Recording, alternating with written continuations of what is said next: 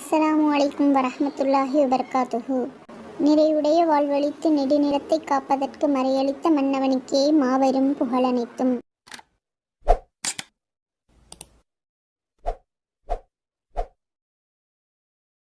அவுது பில்லாஹி மினஷ் ஷைத்தானிர் ரஜீம். பிஸ்மில்லாஹிர் ரஹ்மானிர் ரஹீம். அல்ஹம்துலில்லா. நாம் இதுவரை பல பயான்களை பார்த்தோம். நீங்கள் அனைவரும் பொறுமையாக கேட்டு அனைத்து பயான்களும் லைக் செய்து ஷேர் செய்யுங்கள். இன்ஷா அல்லாஹ் சப்ஸ்கிரைப் செய்து பாருங்கள். இன்ஷா அல்லாஹ் இன்று நாம் பொறுமை தரும் பெருமை என்ற தலைப்பில் ஒரு பயான் பார்க்கலாம். இதனையும் நீங்கள் முழுமையாக கேட்டு ஆதரவு கொடுங்கள். பிஸ்மில்லாஹிர் ரஹ்மானிர் ரஹீம். உலகில் மனிதன் சீரான முறையில் வாழ்வதற்கு அல்லாஹ் தஆலா கொடுத்த அருங்குணங்களில் மகத்தான குணம் பொறுமையாகும். பொறுமையை கைக்கொண்ட மனிதன் வாழ்வின் ஏற்றத்தாழ்வுகள் அனைத்தையும் எதிர்கொண்டு ஏற்றமுடன் வாழ்வான். பொறுமையை இழந்தவனோ எல்லா நேரமும் சஞ்சலப்பட்டு விரக்தியடைந்து நிம்மதி இழந்தவனாக பரிதவிப்பான். பொறுமை என்பது அஹ்ராதியில் சபர் என்று பெயர். அல்லாஹ் தஆலா குர்ஆனில் 2வது சூரா 156வது வசனத்தில் பொறுமை உடையோராகிய அவர்களுக்கு துன்பம் ஏற்படும் பொழுது நிச்சயமாக நாம் அல்லாஹ்விற்காக இருக்கின்றோம், நிச்சயமாக நாம் அவனிடமே திரும்பி செல்வோம் என்று கூறுவார்கள். 2வது சூரா 157வது ஆயத்தில் இத்தகையோர் மீதுதான் அவர்களுடைய இறைவனின் நல்லாசையும் நற்கிருபையும் உண்டாகின்றன, இன்னும் அவர்கள் நேர்வழியை அடைந்தவர்கள்தான் என்று அல்லாஹ் தஆலா கூறியிருக்கின்றான். நபிகள் நாயகம் ஸல்லல்லாஹு அலைஹி வஸல்லம் அவர்கள் கூறியிருக்கின்றார்கள், பொறுமை ஈமானில் பாதியாகும். அறிவிப்பாளர் அப்துல்லா ரலியல்லாஹு அன்ஹு, நூல் தபரானி 8544வது ஹதீஸ். பொறுமை எப்படி ஈமானில் பாதியாகும் என்பதை பின்னர் ஆராய்வோம். இன்னும் பெருமானார் ஸல்லல்லாஹு அலைஹி வஸல்லம் அவர்கள் கூறியிருக்கின்றார்கள், உங்களுக்கு அல்லாஹ் தஆலா எத்தனையோ அருட்கொடைகளை வாரி வழங்கி இருக்கின்றார். ஆனால் அவற்றிற்கெல்லாம் மிகவும் அரிதாக கிடைப்பது 2. ஒன்று திட நம்பிக்கை, மற்றொன்று பொறுமை. பொறுமையை பெற்றவர்கள் பாக்கியசாலிகள். அவர்கள் தங்களுக்கு தவறிப்போன இரவு வணக்கத்தை பற்றியோ நோன்புகளை பற்றியோ கவலைப்பட வேண்டியதில்லை. நிலைமைகளை உணர்ந்து பொறுமையோடு செயலாற்றுவது மற்ற எல்லா காரியங்களை விட சிறந்ததாகும். நபிகள் நாயகம் ஸல்லல்லாஹு அலைஹி வஸல்லம் அவர்களிடம் ஒருவர் கேட்டார், ஈமான் என்றால் என்ன என்று. அதற்கு அண்ணல் நபி ஸல்லல்லாஹு அலைஹி வஸல்லம் அவர்கள் பொறுமையும் வீரமும் என்று பதிலளித்தார்கள். மேலும், நீங்கள் சிலவற்றை விரும்புகிறீர்கள், வேறு சிலவற்றை வெறுக்கிறீர்கள். நீங்கள் விரும்பாதவைகள் நிகழும் பொழுது பொறுத்து கொண்டால்தான் உங்களால் உங்கள் விருப்பத்தை அடைய முடியும். உங்கள் மனம் வெறுப்பவற்றை பொறுத்து கொள்வதில் அதிகமான நன்மை இருக்கின்றது என்று நபிகள் நாயகம் ஸல்லல்லாஹு அலைஹி வஸல்லம் அவர்கள் கூறியிருக்கின்றார்கள். அபு மூசா, நீர் பொறுமையை பற்றி கொள்ளும், ஏனெனில் பொறுமைதான் ஈமானின் கனி என்று ஹசரத் அலி ரலியல்லாஹு அன்ஹு அவர்கள் கூறியிருக்கின்றார்கள். ஈமான் என்ற மண்டபத்துக்கு 4 தூண்கள்: திட நம்பிக்கை, பொறுமை, மார்க்கப்போர், நியாயம். இன்னும் கூறினார்கள், உடலுக்கு தலை எப்படியோ அப்படியே ஈமானுக்கு பொறுமையாகும். தலையற்ற உடலால் பயனில்லை, அதேபோல பொறுமையற்ற ஈமானால் பயன் இல்லை.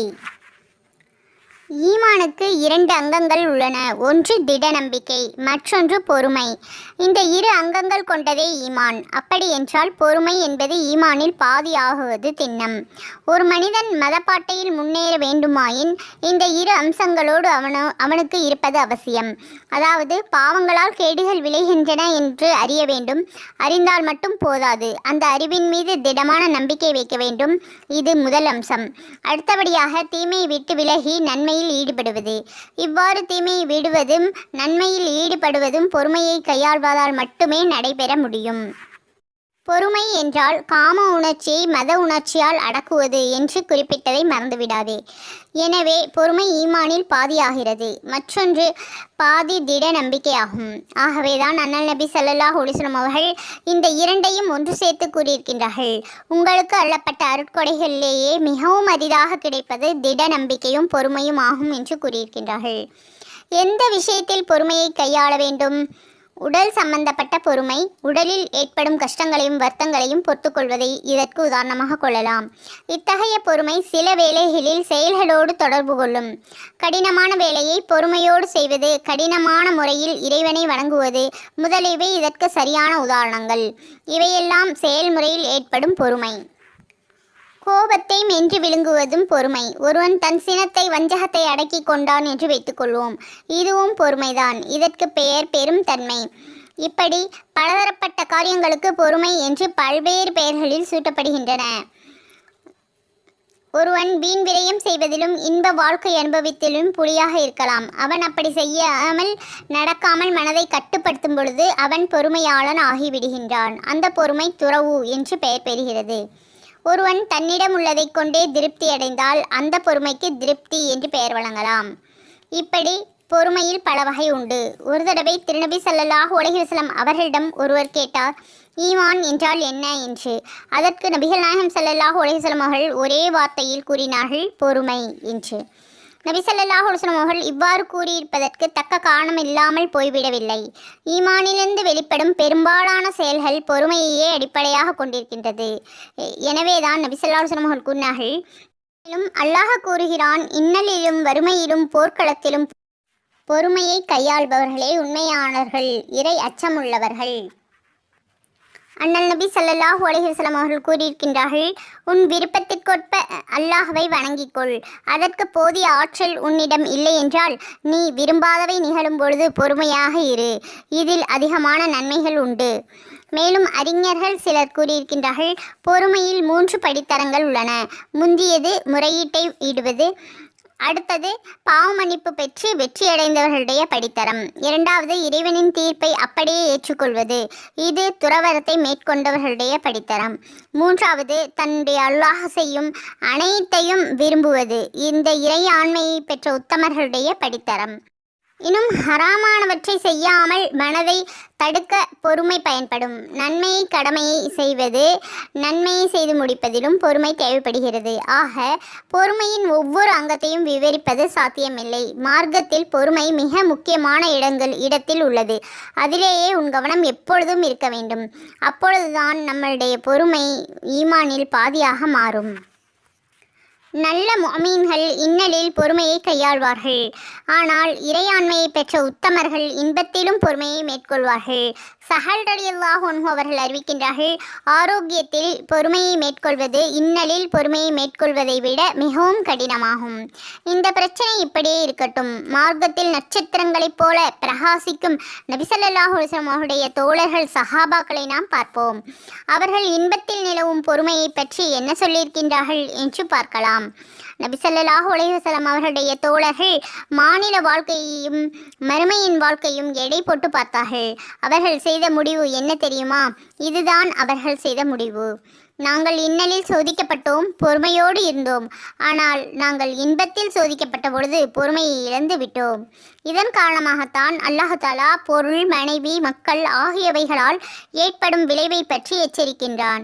முஃமின்களே, உங்களுடைய பொருள், உங்களுடைய குழந்தை ஆகியவற்றை மூழ்கி அல்லாஹ்வுடைய தியானத்தை மறந்துவிடாதீர்கள் என்றும் கூறுகிறான். உங்கள் மனைவி மக்களிலேயே உங்கள் விரோதி ஒளிந்து கொண்டிருக்கின்றான். எனவே அவர்கள் விஷயத்தில் கவனமாக இருங்கள். மேலும் நபி ஸல்லல்லாஹு அலைஹி வஸல்லம் அவர்கள் கூறியிருக்கின்றார்கள், ஒரு மனிதனை அவன் குழந்தைகள் தான் கோழையாகவும் கஞ்சனாகவும் மாற்றிவிடுகின்றது. இறைவன் அவன் மனிதனுக்கு அளித்தவற்றை நியாயத்தோடு செலவிட வேண்டும். அவன் ஆரோக்கியத்தையும் செல்வத்தையும் அளித்தான் என்பதால் அவர் துஷ்பிரயோகம் செய்வதோ, அவற்றில் மூழ்கி வெல்லவனை மறப்பதோ, தேவையில்லாமல் செலவுகள் செய்வதோ கூடாது. ஆனந்தம், இன்பம், விளையாட்டு ஆகியவைகளில் லயித்து இஸ்ராஃப் செய்வதும் கடமையை மறப்பதும் அறிவுடைமை எந்த மனிதனுக்கும் அழகல்ல. அல்லாஹ் தஆலா நமக்கென்று ஏற்படுத்தியுள்ள கடமைகளை கவனமாக செய்ய வேண்டும். நம் ஆரோக்கியத்தை அல்லாஹ்வின் வணக்கத்தில் செலவிட வேண்டும். நம்முடைய நாவை உண்மை பேசுவதின் விஷயத்திலும் நன்மையான காரியத்தை செய்யவும் பயன்படுத்த வேண்டும். இப்படியே அல்லாஹ்வினால் நமக்கு அளிக்கப்பட்ட ஒவ்வொரு உறுப்புகளையும் நல்ல முறையில் பயன்படுத்த வேண்டும். இந்த அனைத்திற்கும் நமக்கு பொறுமை தேவையாக இருக்கிறது. மேலும் அல்லாஹ்வை வழிபடுவதில் சிலர் சோம்பேறித்தனத்தால் விடுபட்டு விடுகின்றனர். இதற்கு தொழுகை ஒரு உதாரணம். சோம்பேறித்தனம் காரணமாக தொழுகையை மனிதன் வெறுக்கின்றான். மீண்டும் நபிகள் நாயகம் ஸல்லல்லாஹு அலைஹி வஸல்லம் அவர்கள் கூறியிருக்கின்றார்கள், எல்லா செயல்களும் எண்ணங்களை பொறுத்தவே, இன்னமல் ஆமாலு பின்னியாத். அல்லாஹ் கூறுகின்றான், எண்ணங்களை பொறுத்தே அமல்கள் நடைபெறுகின்றன. அவர்கள் தெளிந்த உள்ளத்தோடு வணங்க வேண்டும் என்றே பணிக்கப்பட்டுள்ளார்கள் என்று குர்ஆனிலும் இருக்கிறது. அல்லாஹ் தஆலா குர்ஆனில் கூறியிருக்கின்றான், 16வது சூரா 126வது ஆயத்தில், முஃமின்களே, நீங்கள் தண்டிப்பதாக இருந்தால் எந்த அளவிற்கு நீங்கள் தண்டிக்கப்பட்டீர்களோ அதுபோன்ற அளவுக்கே நீங்களும் தண்டியுங்கள். பொறுத்து கொண்டால் நிச்சயமாக அதுவே பொறுமையாளர்களுக்கு மிகவும் மேன்மையானதாகும். மேலும் 16வது சூரா 127வது ஆயத்தில் நபியே ஸல்லல்லாஹு அலைஹி வஸல்லம், இன்னும் நீர் பொறுமையோடு இருப்பீராக. எனினும் அல்லாஹ்வின் உதவி இல்லாமல் நீர் பொறுமையுடனே இருக்க முடியாது. அவர்களுக்காக நீர் எதை பற்றியும் கவலைப்பட வேண்டாம். அவர்கள் செய்யும் சூழ்ச்சிகளை பற்றி நீர் மன நெருக்கடியில் ஆகிவிட வேண்டாம் என்றும் கூறியிருக்கின்றான். இந்த ஆயத்தின் விபரமாகிறது. அல்லாஹ் தஆலா குர்ஆனில் தர்ஜுமாவில் கூறியிருக்கின்றான், நபிகள் நாயகம் ஸல்லல்லாஹு அலைஹி வஸல்லம் அவர்களின் சிறிய தந்தை ஹம்சா ரலியல்லாஹு அன்ஹு அவர்கள் உஹது போரில் கொல்லப்பட்டார்கள். போர்க்களத்தில் பகைவர்களால் கொல்லப்படுவது புதுமையான நிகழ்ச்சி அல்ல. ஆனால் அதற்கு பிறகு நடந்ததுதான் எவரையும் ஆத்திரப்படக்கூடிய நிகழ்ச்சியாகும். அபூ சுபியானின் மனைவி ஹிந்தாவின் ஏற்பாட்டில் அவ்விருவரும் அப்பொழுது இஸ்லாம் ஆகவில்லை. ஹஸ்ரத் ஹம்சா சடலத்திலிருந்து குடல்கள் கீறி எடுக்கப்பட்டு அவற்றை ஹிந்தா தம் கழுத்தில் போட்டுக்கொண்டு ஆடினார். பத்ரு போரில் தம் உறவினர்களை ஹம்சா ரலியல்லாஹு அன்ஹு அவர்கள் கொன்றார்கள் என்ற காரணத்திற்காக அவர்களை கொன்று அந்த இரத்தத்தினால் தான் தலை முடிவதென்றும் அதுவரை தலைவாரி கட்டுவதில்லை என்றும் ஹிந்தா சபதம் செய்திருந்தார்கள். ஹசரத் ஹம்சாவை சுற்றி சிந்தியிருந்த இரத்தத்தை வெளித்தெடுத்து தலையில் தோய்த்து ஹிந்தா தலைமுடியை கட்டிக்கொண்டார். பெருமானாரின் தோழர்களில் வேறு சிலரும் இவ்வாறு கொல்லப்பட்டு அலங்கோலப்படுத்தப்பட்டார்கள். எனவே இத்தகைய கோர செயல்களை செய்தவர்களை பழிவாங்க வேண்டுமென்று முஸ்லிம்கள் துடித்து கொண்டிருந்தார்கள். ஆனால் இந்த சூழ்நிலையிலும் கூட முஸ்லிம்களுடைய வல்லமையை எதிரிகள் ஏற்றுக்கொண்ட நிலையிலும் கூட பகைவர்களை தண்டிப்பதில் நிதானமாக இருக்க வேண்டும். வரம்பு கடந்துவிடக்கூடாது. பொறுமை தேவை என்று அல்லாஹ் தஆலா போதித்து, ஆனால் இதிலும் அல்லாஹுக்கு உகப்பானது பொறுமையாக இருப்பதுதான் என்று வலியுறுத்தி கூறியிருக்கின்றான். ஏனென்றால் கொல்லப்பட்டவர்களுக்கு, சித்திரவதை செய்யப்பட்டவர்களுக்கு நட்கூலியும் அவற்றை செய்த பாதகர்களுக்கு தண்டனையும் நிச்சயமாக அல்லாஹ்விடத்தில் உண்டு என்று அல்லாஹ் தஆலா இந்த வசனத்தின் மூலம் நமக்கு தெரிவிக்கின்றான். இன்ஷா அல்லாஹ் நாமும் அதிகமான பொறுமையோடு இருக்க வேண்டும். அல்லாஹ் தஆலா நம் அனைவருக்கும் கிருபை செய்வானாக. ஆமீன். இப்னு அப்பாஸ் ரலியல்லாஹு அன்ஹு அவர்கள் கூறியிருக்கின்றார்கள், குர்ஆனில் பொறுமை 3 வகையாக பிரிக்கப்படுகிறது. முதலாவது கடமையை நிறைவேற்றுவது பொறுமை, உறுதி, இதற்கு 300 நன்மைகள் கிடைக்கின்றன. இரண்டாவது கூடாதவற்றை விட்டு விலகுவதில் பொறுமையை மேற்கொள்வது, இதற்கு 600 நன்மைகள் கிடைக்கிறது. மூன்றாவது இன்னலில் பொறுமையை கடைபிடிப்பது, இதற்கு 900 நன்மைகள் கிடைக்கப்படுகிறது. சுப்ஹானல்லாஹ். இதிலிருந்து கடைசி பிரிவுதான் மிகவும் மேலானது என்று தெரிகிறது. அதனால்தான் அதற்கு 900 நன்மைகள் அளிக்கப்படுகின்றன. அதற்கு முந்தைய இரண்டும் அடுத்தபடியாகத்தான் சிறப்பு எய்தப்படுகின்றன. முஃமினாகிய ஒவ்வொரு மனிதனிடமும் பொறுமை குணம் உண்டு. அதனால் நன்மை செய்வதிலும் பாவத்தை விடுவதிலும் பொறுமையை எடுக்கத்தான் முடியும். ஆனால் இன்னலில் பொறுமையோடு இருக்கும் மனப்பான்மை எல்லோரிடமும் இருக்காது. மிகச் சிலரே அந்த பேற்றை பெற்றிருப்பார்கள். ஏனென்றால் இந்த பொறுமை உள்ளத்தை பாதிக்க வல்லது. எனவேதான் நபி ஸல்லல்லாஹு அலைஹி வஸல்லம் அவர்கள், யா அல்லாஹ், இன்னலில் பொறுமையை மேற்கொள்ளும் அளவிற்கு என் உள்ளத்தை திடப்படுத்துவாயாக, பொறுமையை அதிகமாக தந்தல்வாயாக என்று துஆ செய்தார்கள். சுப்ஹானல்லாஹ். அல்லாஹ் தஆலா நம் அனைவருக்கும் பொறுமை தருவானாக. ஆமீன். ஒரு சிறிய சம்பவம். ஒரு அறிஞர் வாழ்ந்து வந்தார். அவர் சிறந்த அறிஞர் என்பதில் யாருக்கும் சந்தேகம் ஏற்படவில்லை. ஆனால் அவர் அடிக்கடி செய்து வந்த ஒரு செயல் விசித்திரமாக இருந்தது. திடீரென்று அவருடைய சட்டை பையில் கையை விடுவார். துண்டு காகிதம் ஒன்றை வெளியிலே எடுப்பார். அதை சற்று நேரம் பார்த்து கொண்டிருப்பார். பிறகு அதை மறுபடியும் மடித்து சட்டை பைக்குள் வைத்துக் கொள்வார். இந்த துண்டு காகிதத்தில் என்னதான் இருக்கிறது என்று அறிய சிலர் முனைந்தார்கள். அறிந்து விட்டார்கள். உன்னுடைய நாயனின் தீர்ப்பை நீ பொறுமையோடு ஏற்றுக்கொள், நாம் எப்பொழுதும் உன்னை கண்காணித்து வருகின்றோம் என்ற இறைவசனம் அந்த காகிதத்தில் இருந்தது. ஹசரத் தாவூத் அலைஹிவஸல்லம் அவர்கள் தன் புதல்வர் சுலைமான் அலைஹிவஸல்லம் அவர்களுக்கு ஒரு சமயம் உபதேசம் செய்தார்கள். ஒரு முஃமினுக்கு 3 குணங்கள் அத்தாட்சிகள்: பெற வேண்டியவற்றில் இறை நம்பிக்கை கொள்ளுதல், பெற்று விட்டவைகளில் இறைவனின் தீர்ப்பின்படி நடப்பது, இன்னலில் பொறுமையை மேற்கொள்வது. திருநபி ஸல்லல்லாஹு அலைஹி வஸல்லம் அவர்களுடைய புதல்வர் இப்ராஹிம் அலைஹிஸ்ஸலாம் அவர்கள் இறந்த பொழுது அன்னலாரின் கண்களில் கண்ணீர் பொழிந்தன. இது விளக்கப்பட்ட விஷயமாயிற்றே என்றார் ஒரு நண்பர். இது அன்பின் அறிகுறி என்றார்கள் நபி ஸல்லல்லாஹு அலைஹி வஸல்லம் அவர்கள். இதெல்லாம் பொறுமைக்கு இடையூறு உண்டாக்காது. ஆகவே மௌத்தானால் அழுகுவது நமது அன்புக்கு வெளிப்பாடுதான். இருந்தாலும் ஒப்பாரி வைத்தோ கத்தி கண்ட பேச்சுக்களை பேசி இவ்வாறாக அழுகக்கூடாது. நபி ஸல்லல்லாஹு அலைஹி வஸல்லம் அவருடைய தோழர்களில் சிலர் கூறினார்கள், ஒரு மனிதன் தனக்கு ஏற்படும் வேதனைகளை பொறுத்து கொள்ளவில்லை ஆயின் அவனுடைய ஈமானை ஈமான் என்றே சொல்ல முடியாது. நீங்கள் எங்களுக்கு அளிக்கும் அநியாயத்தையும் துன்பங்களையும் நாங்கள் கண்டிப்பாக பொறுத்து கொள்வோம். இறை நம்பிக்கையாளர்கள் இறைவன் மீதே நம்பிக்கை கொள்வார்கள் என்று முஸ்லிம்களின் மனப்போக்கை விவரிக்கிறது குர்ஆன். மேலும் அண்ணல் நபி ஸல்லல்லாஹு அலைஹி வஸல்லம் அவர்கள் கூறியிருக்கின்றார்கள், உன்னை ஒதுக்கியவனிடம் நெருங்கு, உன்னை வஞ்சித்தவனையும் மன்னித்து விடு என்று கூறியிருக்கின்றார்கள். ஒருவன் ஒரு பல்லை உடைத்தால் அவனுடைய பல்லை நீங்கள் உடைக்கலாம். ஒருவன் உன் மூக்கை உடைத்தால் அவனுடைய மூக்கை நீ பதம் பார்க்கலாம் என்று உங்களுக்கு சட்டம் இருக்கின்றது. இப்பொழுது நான் சொல்கின்றேன், கேளுங்கள். திண்மையாக ஒருவன் செய்தான் என்பதால் அந்த தீமையை நீங்களும் செய்ய வேண்டாம். அவர்களை மன்னித்தால் அல்லாஹ் தஆலா அதற்கான சிறப்பான நல்ல கூலியை உங்களுக்கு வழங்குவான் இன்ஷா அல்லாஹ். ஆகவே நாம் அனைத்தும் மறப்போம், மன்னிப்போம். அல்லாஹ் தஆலா நம் அனைவருக்கும் நேர்வழி காட்டுவானாக, அதிகமான பொறுமையை தந்தருள்வானாக. ஆமீன். மேலும் அறிவுடையவர்கள் சிந்திக்கட்டும் என்கின்றான் அல்லாஹ். இன்னும் கூறுகிறான், தியானத்திற்கென்று குர்ஆனை லேசாக ஆக்கியிருக்கின்றோம், அதை சிந்திப்பவர்கள் யார்? இதுதான் பொறுமையின் மருந்து, இதை உண்டாக்கும் வழி. மறுபடியும் சொல்கின்றேன், மனோ இச்சைக்கு இடம் கொடுத்து விடாதீர்கள், பொறுமையின் உயர்வையும் மேன்மைகளையும் மறந்து விடாதீர்கள். மேலும் நபி ஸல்லல்லாஹு அலைஹி வஸல்லம் அவர்கள் கூறுகிறார்கள், மனோ இச்சைக்கு கட்டுப்பட்டவன் அறிவில்லாதவன். மேலும் அல்லாஹ் தஆலா குர்ஆனில் 3வது சூரா 120வது ஆயத்தில், ஏதாவது ஒரு நன்மை உங்களுக்கு ஏற்பட்டால் அது அவர்களுக்கு வருத்தத்தை கொடுக்கிறது, உங்களுக்கு ஏதாவது தீமை ஏற்பட்டால் அதற்காக அவர்கள் மகிழ்ச்சி அடைகிறார்கள். நீங்கள் பொறுமையோடும் பய பக்தியுடனும் இருந்தால் அவர்களுடைய சூழ்ச்சி உங்களுக்கு எந்த தீங்கையும் செய்யாது. நிச்சயமாக அல்லாஹ் அவர்கள் செய்வதையெல்லாம் சூழ்ந்து அறிகிறவனாக இருக்கின்றான் என்று கூறியிருக்கின்றான். மேலும் 3வது சூரா 125வது வசனத்தில், ஆம், நீங்கள் அல்லாஹுக்கு பயந்து பொறுமையோடு இருந்தால் பகைவர்கள் உங்கள் மேல் வேகமாக வந்து பாய்ந்தபோதும் உங்கள் அல்லாஹ் தஆலா போர் குறிகள் கொண்ட 5000 வானவர்களை கொண்டும் உங்களுக்கு உதவி செய்வான். மற்றும் இன்னொரு இடத்தில் 3வது சூரா 186வது வசனத்தில், முஃமின்களே, உங்கள் பொருட்களிலும் உங்களுடைய ஆத்மாக்களிலும் திடமாக நீங்கள் சோதிக்கப்படுவீர்கள்.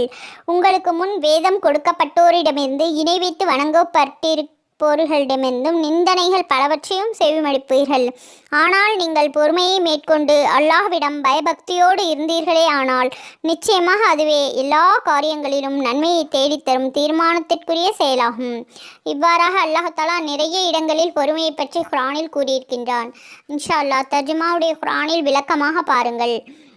பயான் நீண்டு கொண்டுள்ளது என்பதால் இத்தோடு நான் நிறைவு செய்கிறேன்.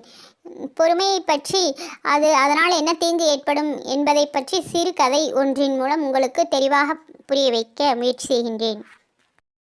வாழ்வில் இன்பமும் துன்பமும் ஏற்படுவது இயல்பு. பிறப்பு இறப்பு ஏற்பதை தடுக்க முடியாதது போல வாழ்வில் இன்பம் துன்பம் ஏற்படுவதை எவராலும் தடுக்க இயலாது. அது இயற்கை இயல்பு, அது என்றும் மாறாத விதி. அதை போலவே நாம் எடுக்கும் முயற்சிகளில் தடங்கல்கள் ஏற்படுவது இயல்பு, அதனை எவராலும் தடுக்க முடியாது. அங்கனம் இருக்கும் பொழுது நாம் எப்படி ஆத்திரப்பட முடியும்? ஒருவன் ஒரு முறை ஒரு கடை வைத்து நடத்தி வந்தான். வாடிக்கையாளர்கள் சிறுக சிறுக சென்று கொண்டிருந்தார்கள். ஒரு நாள் கணக்கு பார்த்தான். இழப்பு ஏற்பட்டிருப்பது போல தோன்றியது. அவன் ஆத்திரமடைந்தான். இவ்வளவு பாடுபட்டும் பலனில்லையே என்று உள் அழிந்து போனான். நம் உழைப்பு நல்ல பயனளிக்கவில்லையே என்று. அதன் பிறகு அந்த கடையை மூடிவிட்டான். அதே கடையை மற்றொரு நாள் இன்னொருத்தன் வாங்கி அந்த கடையை பிடித்து நடத்தி தொடங்கி வைத்தான். முன்னால் வளர்ந்து வந்த வாடிக்கையாளர்கள் அனைவரும் அவனிடம் சென்று பொருட்களை வாங்க ஆரம்பித்தார்கள். அவனுக்கு வெற்றி கிட்டியது. அடுத்த மாதமே அவன் கையில் ஆதாயத்தை பார்த்தான். அறிவியல் துறையில் ஆய்ந்து நிகழ்த்தும் பொழுது உண்மைகள் பளிச்சென்று தோன்றிவிடுவதுண்டு. பல ஆண்டுகள் தொடர்ந்து ஆய்ந்தும் பலன் கிட்டாமல் இருப்பவர்களும் உண்டு. பாடுபட்டு பலன் கிட்டவில்லையே என்ற ஆத்திரத்தில் பொறுமை இழந்து இதுவரை கண்டறிந்து எழுதி வைத்திருந்த குறிப்பையெல்லாம் கிழித்து போடுவது அறிவுடைமை ஆகாது. அது வலிமையை வீணடிப்பதாகும். யார் கண்டது? தொடர்ந்து நாம் ஆய்வு நிகழ்த்தியிருந்தால் அடுத்த 5வது நிமிடத்தில் நமக்கு அறிவியல் உண்மை ஒன்று பளிச்சிட்டு விடலாம். 99 முறை தோற்ற பொழுதும் ஆல்பர்ட் ஐன்ஸ்டீன் பொறுமை இழக்கவில்லை. அதனால் அவர் எடுத்த முயற்சியில் வெற்றி பெற்று அறிவுலகின் பெரும் மதிப்பிற்கு ஆளாக முடிந்தது. ஆல்வா எடிசன் சொல்லுகின்றார், எதனையும் தான் திடும் என கண்டுபிடிக்கவில்லை என்று. அதன் பொருள் என்ன? அவர் பலமுறை தோற்று தோற்று பிறகு மீண்டும் மீண்டும் முயற்சி செய்த பின்னர்தான் அறிவியல் உண்மைகளை கண்டுபிடித்தார். நாம் பொறுமை இழந்து ஆத்திரத்தின் வயப்பட்ட அடுத்த கணம் அறிவு நம்மிடமிருந்து விளைவிட்டு விடுகிறது. உணர்ச்சி பேச ஆரம்பிக்கும் பொழுது அறிவு மௌனமாகிவிடும். இதனால்தான் நம்மால் அறிவோடு சிந்திக்க இயலாமல் போய்விடுகிறது. பொறுமையை இழந்துவிட்டு அறிவை அப்புறப்படுத்திவிட்டு ஆடுகிறவன் அறிவிற்கும் வேலை கொடுக்க மாட்டான். அறிவும் அவனுக்கு ஆலோசனை கூற தயங்கும். ஏனென்றால் அது அறியும் தன் ஆலோசனையை அவன் ஏற்க மாட்டான் என்று. இந்த நிலையில் அறிவால் இயங்காமல் உணர்ச்சியால் இயக்கப்பட்டு ஆடி அவன் பிரச்சனையை குழப்பிக் கொண்டு விடுவான். ஒன்றின் நன்மை தீமைகளை நாம் சரிவர அறிய வேண்டுமென்றால் நாம் பொறுமையோடு ஆராய வேண்டியது அவசியம். ஆத்திரமடைந்த நிலையிலோ மனம் தளர்ந்த நிலையிலோ நமக்கு நன்மை புலப்படாது, தீமை மட்டுமே தெளிவாக தெரியும். இதனால் தவறான முடிவுக்கு வந்து நாம் தோல்வியை அணைத்து கொள்ள நேரும். பொறுமைதான் ஆத்திரத்தை அகற்றி அறிவிற்கு தெளிவாக்கும். அந்த தெளிவோடு ஆராயும் பொழுதுதான் நாம் பாரபட்சமற்ற முடிவுக்கு வர முடியும். இன்ஷா அல்லாஹ். தோல்வி வேளையில் துன்ப வேளையில் பொறுமையோடு இருப்பது கஷ்டமாகத்தான் இருக்கும். கஷ்டமாக இருக்கிறது என்பதற்காக நாம் எதனையும் விட்டுவிட முடியுமா? கஷ்டமாக இருக்கிறது என்பதற்காக முயற்சிகள் அனைத்தும் கைவிடப்பட்டு விட்டால் உலகு இவ்வளவு முன்னேறி இருக்க முடியுமா? கஷ்டப்பட மட்டும் மனிதன் தயங்கி இருந்தால் அவன் கடுகளவு கூட முன்னேறி இருப்பானா என்பது ஐயம்தான். கஷ்டத்தை கஷ்டமாக கருதாமல் உழைத்தால்தான் நாம் இன்று இவ்வளவு வசதியோடு வாழ முடியும். அதனால்தான் பிரபஞ்சத்தின் ஆன்மா போன்று விளங்கிய ரூசோ சொன்னார், பொறுமை என்னவோ கசப்பானதுதான், ஆனால் அதன் கனி மிகவும் இனிப்பானது. பொறுமையை கொண்டு நிறைய பயனடையலாம். பொறுமையோடு உழைத்தால் அனைவரும் அரிய புதல்வர்களாவார்கள். அதனால்தான் ஒரு அறிஞர் சொல்லியிருக்கின்றால், பொறுமையை பெற்றிருப்பவர் ஒருவன் அடைய முடியாதது எது?